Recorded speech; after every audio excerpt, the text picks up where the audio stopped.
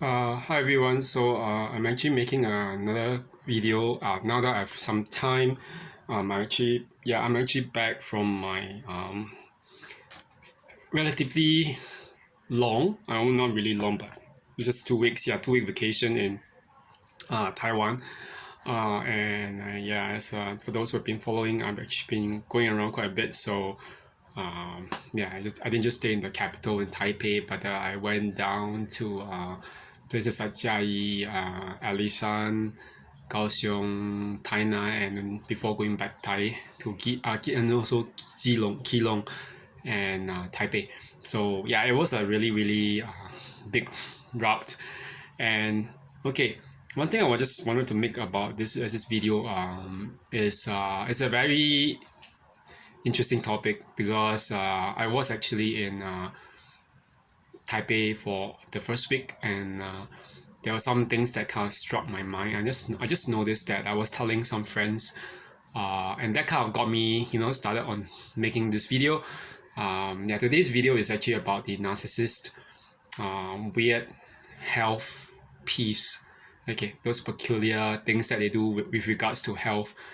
And I just kind of like realized this when I was in Taipei actually, because I told my friend, she's a friend of mine from Kaohsiung, saying, do you realize that she wanted to ask me what I thought about the workout and fitness culture and Taipei, yeah, and not just in Taipei but in Taiwan in general. I just because I asked her some time back, don't Taiwanese people love to work out too, like the Koreans? I mean, among the guys, she said no. Actually, there are a lot of fat guys. She said that very honestly as a Taiwanese. I wasn't very sure why she had said that, but later on I realized, now that I was in Taipei for that 1 week, after being in the gym for about a few sessions, I realized, it's because diet and everything. The diet isn't exactly the most healthy in Taiwan because of all the fried and greasy foods and salty foods. And then that coupled with the very fact that people do not actually like to work out in the gyms, it compounds that problem of obesity and people being out of shape. But okay, back to this whole thing about why that kind of got me started to think about the idea of a narcissist and how they often really have some weird health or pet peeves, but not just health, but even fitness peeves. And I can tell you that honestly, from my own point of view, I feel that there's a lot of these really peculiar things going on with a narcissist in terms of the area of health, fitness, exercise, and not just physically, but even sexually, mentally, emotionally as well. Okay, let me just go through this. I've actually made some notes about 4.5 to 5 pages, very short pages.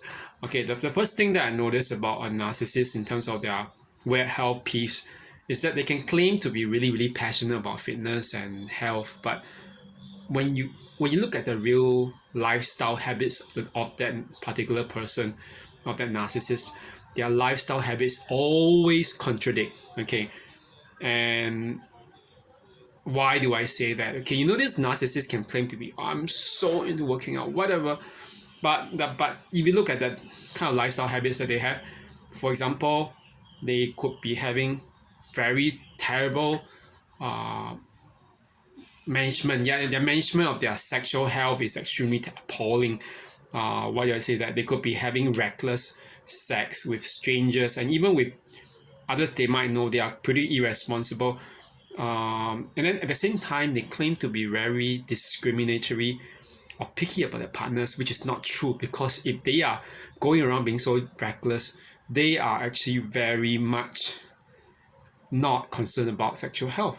Okay, and there's also the very strange, or almost of I was not strange, I would say obsessive or fanatic way in which they try to disrupt your meaning as the empath or the supply your peaceful sleep by creating, firstly, either creating an argument prior to sleep or during sleep, demanding sex, yes, sometimes at the latest, the weird hours of the day or night, creating unrest prior to sleep or in the middle of your sleep to keep you awake. Okay, that's one thing. They can disrupt your sleeping pattern, but they don't really care about themselves. Okay, and okay, then another thing about the pet peeves, okay, is this obsession with appearances. And when it comes to the obsession with the appearances, it's not. I'm not saying that everyone who takes care of themselves is a narcissist, but the one thing you'll notice about a narcissist is that while they are obsessed with their appearances, they are also not really concerned about the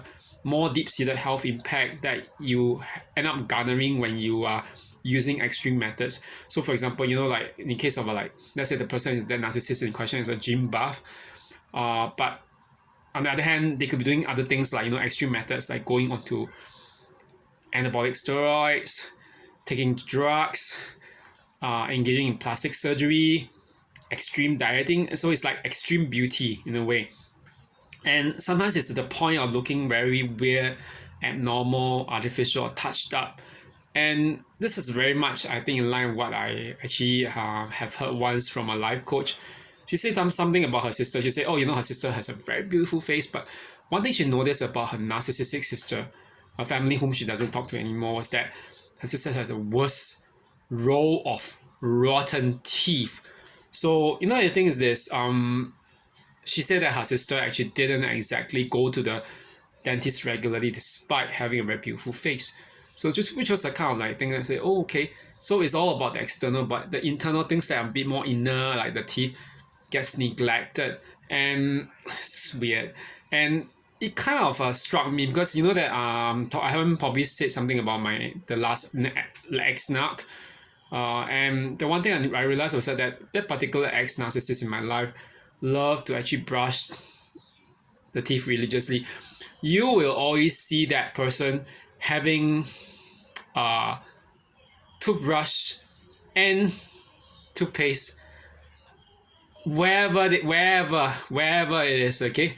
And yet the person was always like brushing even after on whatever occasion. But the strange thing is that as I noticed about that particular narcissist, the teeth were not well aligned even despite all that brushing and all this stuff. So it's like in fact there were like protruding molars like the fangs of a snake, which was kind of like disgusting. It's pretty scary. And okay, this is one thing. Okay, the other thing about the narcissist, not pet peeves, but the very weird health peeves, has to do with the way they actually deny you access to mental health, not just really medical physical health or medical health support, but even mental health support. So that will include therapy.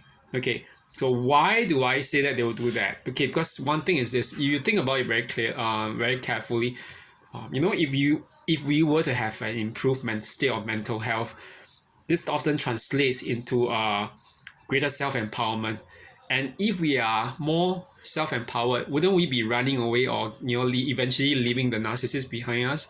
So yeah, it's like the whole thing about them wanting us to be in bondage to them or in captivity to them. So one thing is that they will actually end up um, they want to control us. So our actually recovery, our improved mental health will definitely be anathema to them wanting to control us.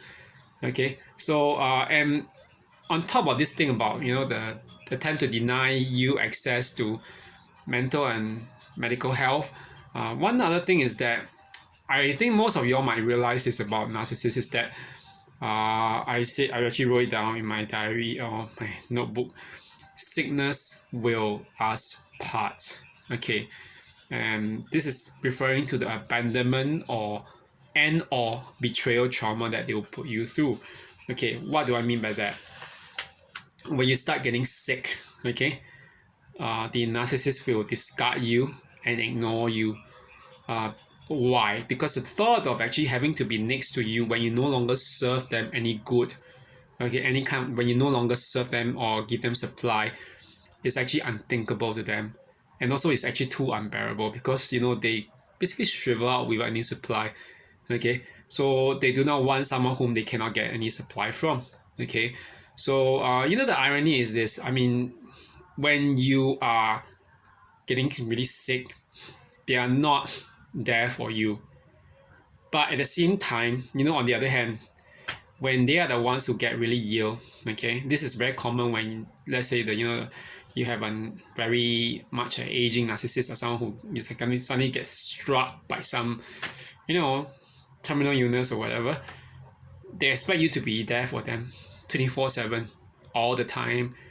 They'll harass you at your workplace or whatever by phone calls, blow out your phone with messages so that they can get you to stop everything you're doing to go back and take care of them. Okay. This doesn't fly with me. Okay.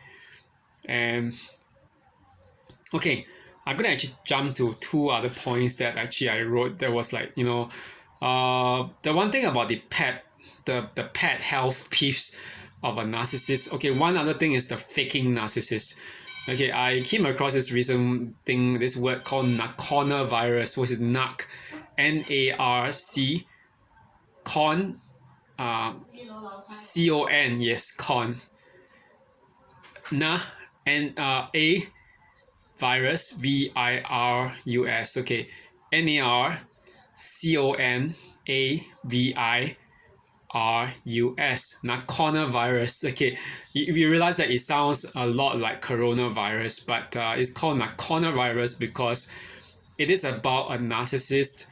The term itself, a narcissist who pretends to be sick when they are not really sick, and often is to get supply or to do something. Okay, I think that especially now in a very post, COVID, post Corona setting, most of us nowadays, regardless of which country we are in or which society, we are actually much more sensitive to suggestions of disease and infection. So when someone is really sick, oh no no no no no no no, don't come to this office, to the office, don't come to work, don't come. I mean, people actually pretend to be sick so that they can end up sometimes getting excused from something, and I mean, as long as you even have a particular medical certificate, it's easy to fake everything.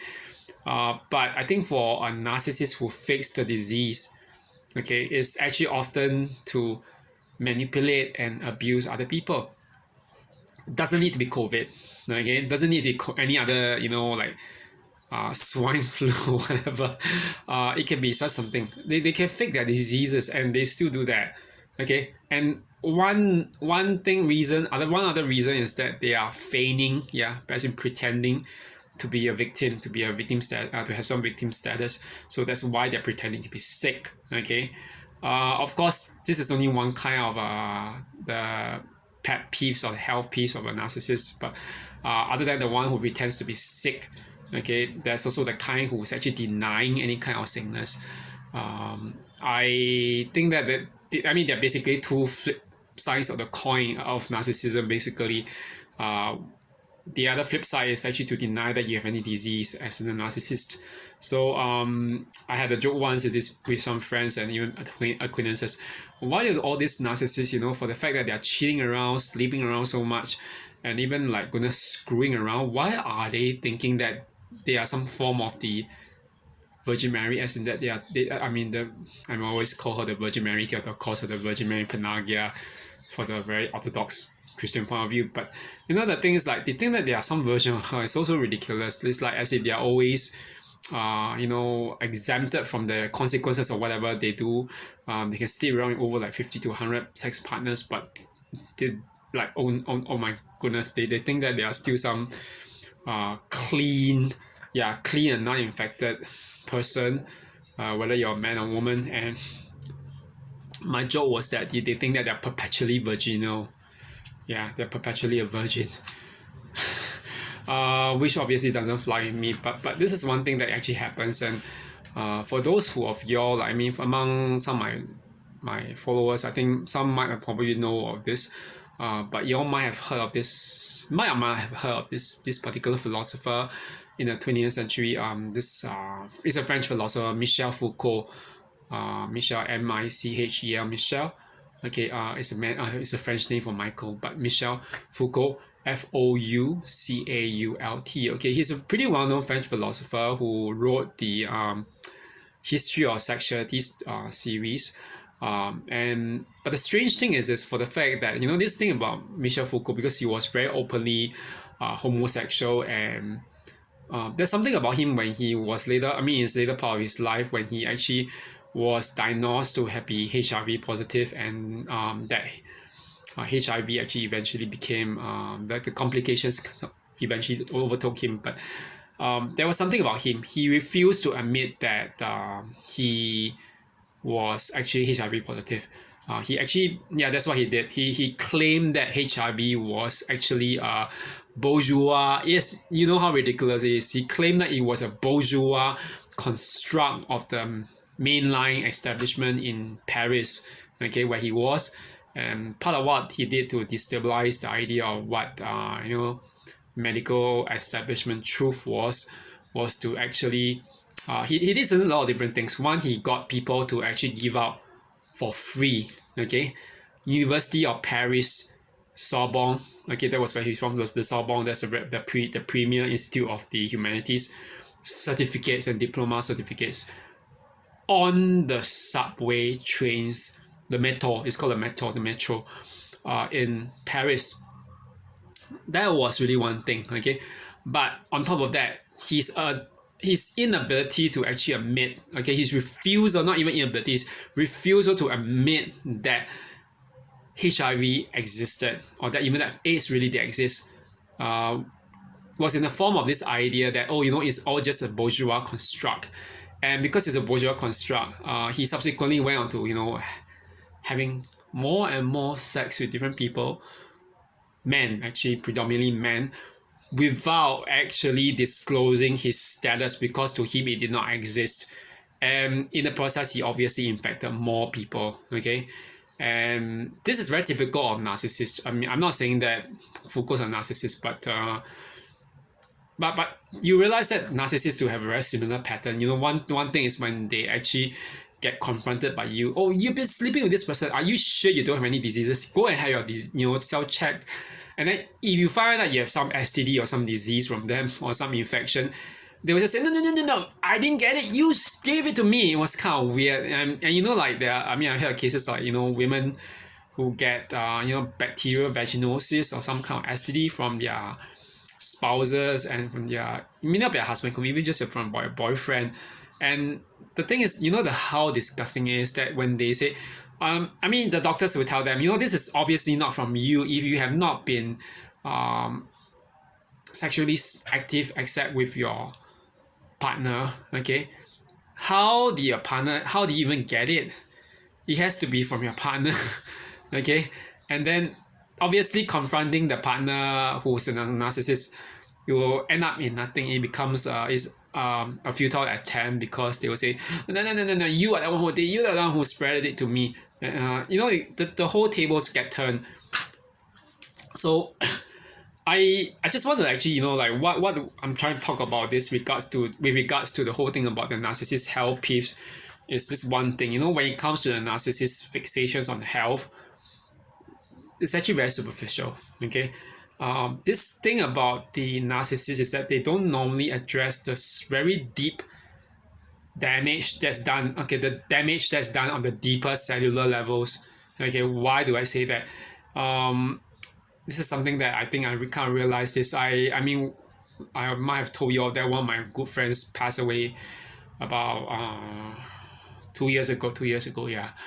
It was a kind of like very hard for me to actually handle it at one point in time, and I didn't realize. So she succumbed to actually brain cancer. And but the strange thing was this, according to what her sister told me when she passed away, that friend is not a narcissist. Okay, the friend is a good friend and Christian. So when she had passed away, that her sister told me that the doctor said, after scanning my friend's brain, the doctor couldn't detect any tumor at all. The operation was successful, yeah.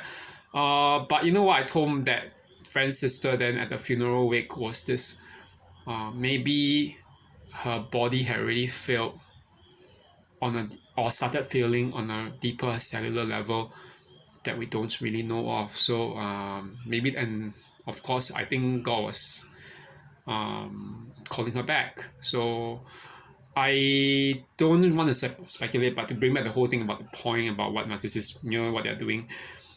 This kind of thing reminds me of very much of something with narcissists where they don't really care about the deeper cellular levels of damage. That's why everything is so superficial. They can look so good, but deep inside their bodies might be rotting, whatever inside their organs might be breaking down. We cannot tell. Okay, not until we get a real medical examination, which they are very unlikely to want to do. Okay, even if they do it and they get a very negative report, they'll blame it on you. Okay, that's just them. And the one thing is this: the denials and the reckless lifestyle of a narcissist only compounds the problem of this damage even further. Okay, and then the thing is this: when we, as the empath or the codependent, when we linger around them, we are also worsening our own mental and psychological and physical health. Okay, why should we do it? We don't have a need to do that. Okay, there is no need to. Okay, because you think about it, many empaths and codependents, they actually report being sick. Okay, this is something that I was talking about a lot of times. Your body always keeps the score. Okay, our body can recognize and register all these signs of chronic inflammation and stress when we are around toxic and narcissistic personalities. And the thing is this: many empaths and codependents often report being sick and unwell when they are around a narcissist in their lives. And this can be simply like a case of minor ailments added up. So which would include things like hives, rashes, digestive issues, okay, hair falling out, which was what happened to me 7 years ago. Okay, with the ex now, it's just strange. I had to go and see a doctor for all these problems. Okay, all these problems happen from the inflammation that chronically affects them. Okay, the empaths. But in the worst case scenario, I think in some cases I've heard of people having a life-threatening ailment. Okay, so in some cases I heard from some people like women getting breast cancer or some form of cancer or some other autoimmune diseases. Why does this happen? The thing is this: we just basically absorb the narcissist negative toxic presence and the energy, okay, just by being near them. Okay, this is the whole thing about being an empath. We are something like sponges. Okay, it's unfortunate, but because we mirror the narcissist, we kind of deflect the kind of negative energy that is supposed to be upon them. Yeah, it's like this: we are supposed to be free of all this so-called negative karma, because who is it supposed to be for? The narcissist. The narcissist is supposed to be sick, dying, whatever, or punished for whatever they're doing. But because we are around them, we become the punching bag, the scapegoat for everything. The question to ask ourselves is this: do we want to be that kind of person, that the punching bag, the scapegoat, just in the hopes of some rather fake, short-lived relationship that was going to make us sick anyway as well? I don't think any one of us want that kind of stuff. But there are some people who do say, no, I wish that you'll come back, the person that I knew at the beginning. But I'll be honest, it doesn't ever exist. It never existed. It won't exist again. It won't come back again. Okay, even if it comes back, it's only for a short while, and then when things return to normal again, which is their abuse and use and discard. Yeah, they will. Yeah, they'll just get worse. Okay, so there's nothing that really is really worthwhile staying on. Okay, so anyway, I hope that everyone has a good weekend ahead. I have to work, but I think I'm preparing for some stuff now that I'm actually back from and preparing to work again. But I hope that this will actually inspire some people to start working out their departure from the narcissist in their lives. Okay, yeah, I really hope this happens for most of us. And yeah, that's it for now. Okay, Have a good one, everyone. Bye bye.